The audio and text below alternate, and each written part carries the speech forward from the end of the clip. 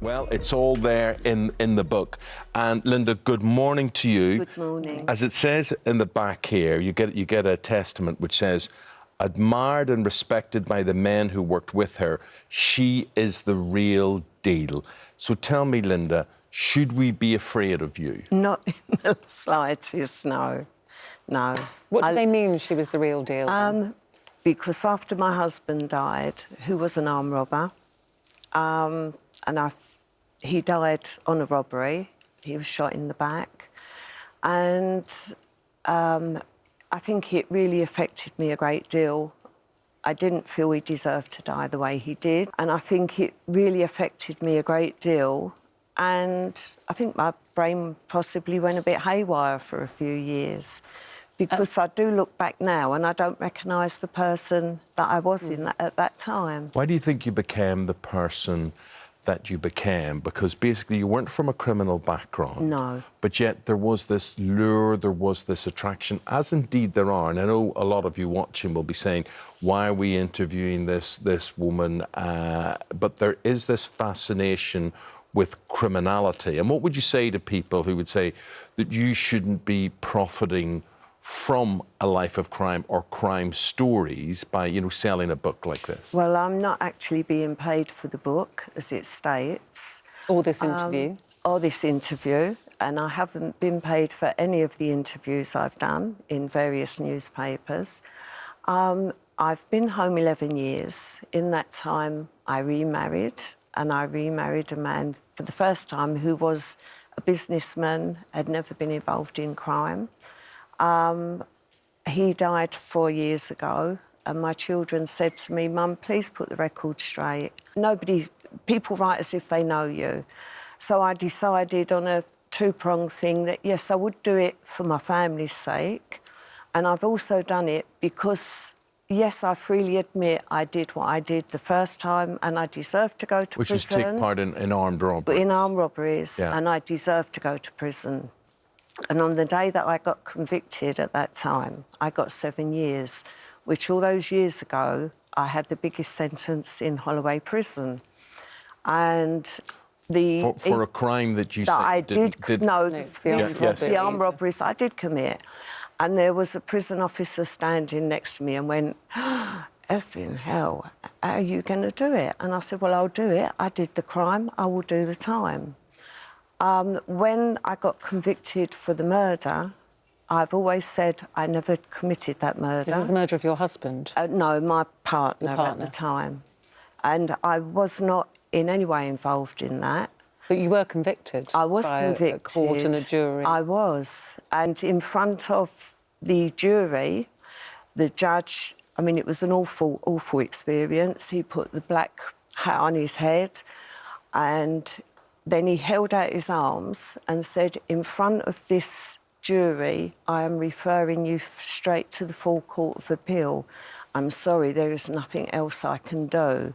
And he recommended 7 years. I actually served 18 years because all the way through I said I did not commit this crime. Did you apply for parole during that time at all? I did. Was it, and it was turned... No, it wasn't turned... It was turned down because I wouldn't admit that I committed a crime. I didn't. I was powerless that I was in a prison, but for my own self, I would not admit I committed that crime. Well, Linda, all of this is part of what makes you so fascinating and so intricate, and so many stories and so little time to go into them. Yes. But however hard a case you might have been in your past, yes, you also spent time in prisons. You were up close and personal with some of the most evil people that society has ever known. Like who? Rose West. I was in Durham prison when she was brought in on remand. We were on the same wing. I never spoke to her. I never went in her cell. She never came in mine. And to me, that she would be the last person on this earth that you would want to speak to. But we lived in a very tight, small community, so you did see each other. So tight, she was rubbing shoulders with Myra Hindley. Yes, she was. And the women are all on this one wing. So you literally live there. You do your work there. You have your visits there. It's a very, very small community. And did you have many dealings with Myra Hindley? Well, I would acknowledge her. I wouldn't say she was a friend. I knew her from when I was in Cookham. And when I was in Cookham, the first time I ever saw Myra, I slapped her around the face.